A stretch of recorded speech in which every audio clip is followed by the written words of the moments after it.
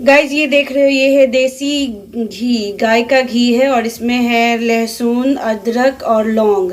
ये तीनों मिला के गरम कर रही हूँ और मैं अपने बेबी को भी दूंगी क्योंकि उसे बहुत ज़ोर से खांसी है। और ये है दादी माँ के नुस्खे, आप आजमा के देखना। इसे गरम करके ठंडा करके अपनी बेबी को पिलाओ, कैसे भी खांसी हो बहुत जल्दी ठीक हो जाएगी।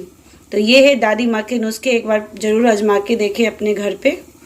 और यहाँ देख सकती हो ये मैंने घी गरम किया और इसमें थोड़ा सा नमक लगाया है और वो मैं उसके सीने में लगाऊंगी और उसके बाद बैक में लगाऊंगी। इससे भी राहत मिलता है, तो आप ये घर पे टिप्स ज़रूर यूज़ कर सकती हैं।